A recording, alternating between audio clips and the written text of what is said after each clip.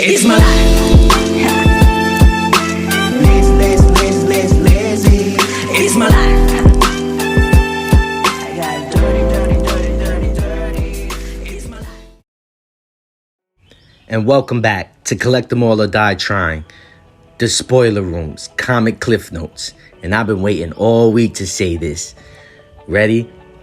Previously, a being of immense power called the Unmaker was sealed away inside the earth. And then, billions of years later, the Unmaker awakened and began to destroy the planet from deep within the Earth's core. And Earth's heroes sent in a strike force to combat the threat, which didn't fare well. And before Doctor Strange could die, he released an EMP wave that halted the Unmaker. And all of the electricity and technology on the planet was wiped out. Now, 7 years later, the survivors have formed new societies without the use of technology or electricity. Many of Earth's heroes banded together and lived in a series of protected outposts or city centers, all connected by powerful telepaths. But hostile forces prevailed elsewhere, and a mutant apocalypse now rules over Europe. When Tony Stark was abducted and brought to Apocalypse's stronghold, Apocalypse revealed that he had managed to fuel a limited amount of power and electricity by using a captive Magneto. And he also used the powers of the Purple Man to mind control not only Tony Stark, but a multitude of other superheroes. And alongside these captive heroes, or to further Apocalypse's ultimate goal, which is to reawaken the Unmaker so he can get his power. Now welcome to Dark Ages, Part 3. Now we open up this issue with Johnny Storm, and he's about to flame on, and I'm excited because I'm like, woo, it's about to go down.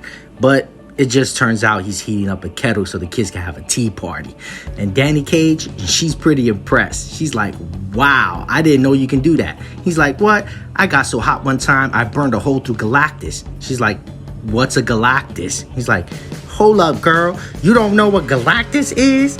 And Parker puts a stop to that real quick because he's like, look, it's a tea party for kids. Let's not tell any stories about planetary threats. I think we had enough planetary threats.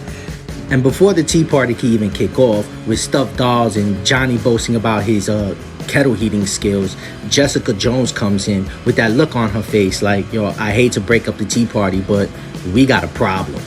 And then we jump to the Alchemist cave, where Pepper Potts is explaining how Steve Rogers showed up, and him and Tony went for a walk, but Tony never came back.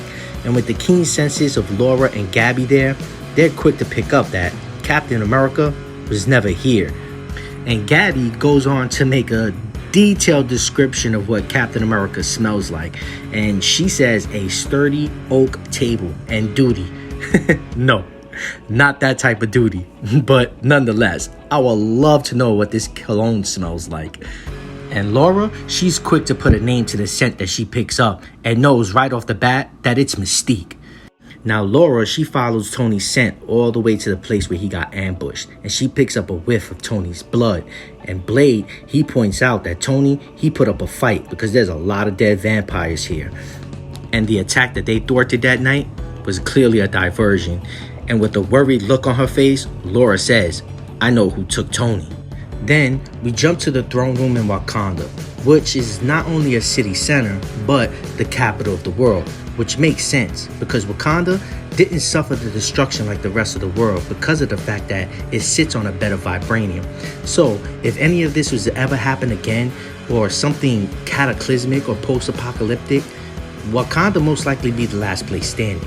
And Doom goes on to tell everybody in the room that if Apocalypse has taken Stark, they need to recover him immediately because Stark is the greatest weapons maker in the world. But Pepper takes offense and says that Tony, he's a lot more than that. But Doom, he shrugs it off like, bitch, don't dilute yourself. His mind is built for destruction and destruction alone. It goes on to tell T'Challa that if you want to keep this place that you've been building and creating for so long and not have it go up in flames, you need to retrieve him now. Because in the hands of Apocalypse, Stark is a ticking time bomb.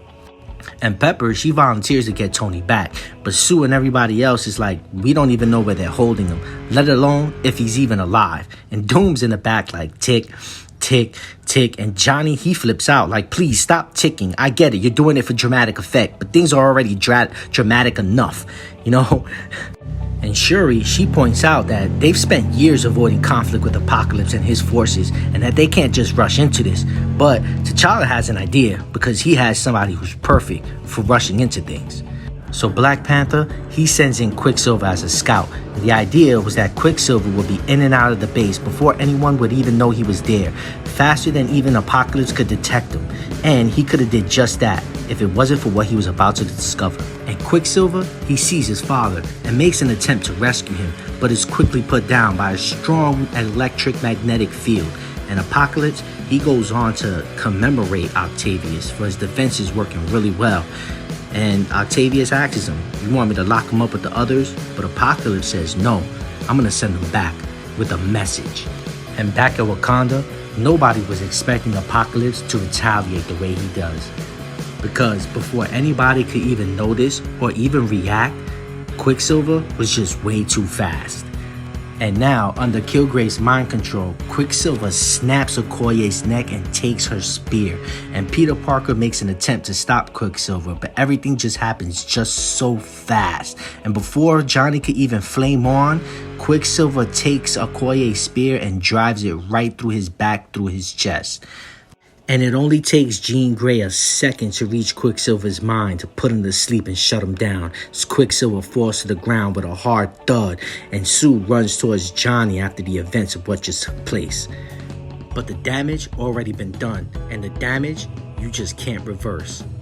And Sue, she runs towards Johnny as he slowly loses control of his powers and starts to wither away and turn to dust. And Sue, she saved many lives in the Battle of the Unmaker. But today, she couldn't save her brother as she sits there with the ashes of her brother in her hands. And everybody gathers around Sue Storm for a moment of silence in Johnny Storm's death. And then we jump to the infirmary where everybody's waiting for Quicksilver to wake up. And when Quicksilver wakes up, he is heartbroken because he knows exactly what he was doing, but simply had no control. But everybody's sympathetic towards Quicksilver because they're well aware, especially Jessica Jones, from personal experience of what Killgrave is capable of. And T'Challa goes on to ask questions like, "What did you see?" And Quicksilver, he responds, "I saw my father, and he was in a pyramid full of electricity." And Shuri, she confirms that if she was a monster and she wanted to build a Faraday cage against the EMP, this is exactly how she'd do it. And T'Challa goes on to ask Quicksilver if he saw Stark, but Quicksilver tells him, "I not only saw Stark, but I saw Hank McCoy, Dr. Octavius, Riri Williams, and Reed Richards." And Sue goes off like, what? That was it. That was the information that cemented what came next. Reed Richards and his son, Franklin, had been missing and presumed dead for 4 years. And Sue Storms was grieving. She'd watch helplessly as her brother died. Then suddenly, she was given hope that her husband and child could still be alive. The strike force, they'd be ready in the morning. And then we jump back to Apocalypse, who knows after his actions that they'll be coming. And they'll be coming to end him and stop him once and for all. And Apocalypse turns around to ask, "Are the three of you ready?" And here is where we have the first look of Miles Morales in a symbiote hybrid with both Venom and Carnage. It is a sight to behold. And that's it, folks. It ends here, to be continued for next time.